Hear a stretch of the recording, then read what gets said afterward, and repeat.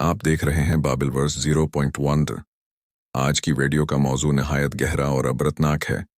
आज हम बाइबल मुकद्दस के सफ़हात से ये जानें कि वो कौन सा लम्हा था जब लूसीफर जैसा अजीम फरिश्ता कबलीस बनकर आसमान से गिरा दिया गया। वो क्या वजूहात थीं और बाइबल इस बारे में क्या गवाही देती है। आइए शुरू करते हैं। शुरू में इब्लीस वो नहीं था जो आज हम जानते हैं। वो लूसीफर था, जिसका मतलब है सुबह का सितारा। बाइबल मुकद्दस में हिजकिय्याह नबी की किताब बाब 28 आयत 12 से 15 में लिखा है, तो कमाल की महर है, हिकमत से मामूर और हुसन में कामिल। तो मसह क्या हुआ, करूबी था जो साया करता है। तो अपनी पैदाइश के दिन से अपनी राहों में कामिल था, जब तक कि तुझ में नाराज़गी न पाई गई।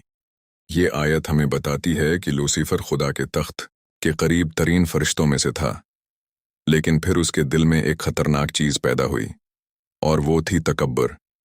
अब सवाल पैदा होता है कि लूसीफर के दिल में क्या आया। बाइबल मुकद्दस में यशायाह नबी की किताब बाब 14 आयत 12 से 14 में लिखा है, तूने अपने दिल में कहा, मैं आसमान पर चढ़ जाऊंगा, मैं अपने तख्त को खुदा के सितारों से भी ऊंचा करूंगा, मैं बादलों के ऊंचे मकामों से भी ऊपर चढ़ जाऊंगा, मैं हक ताली के बराबर हो जाऊंगा। यहां लूसीफर के अल्फाज में बार बार मैं आता है। यही तकब्बुर उसकी हलाकत की वजह बना। जब लूसीफर ने बगावत की तो वे अकेला नहीं था, उसने बहुत से फरिश्तों को भी अपने साथ मिला लिया।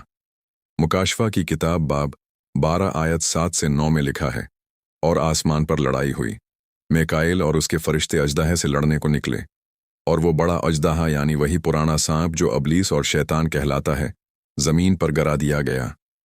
इसी तरह लूका की अंजील बाब 10 आयत 18 में यस्वा मसीह फरमाते हैं, मैं शैतान को बजली की तरह आसमान से गिरते देख रहा था।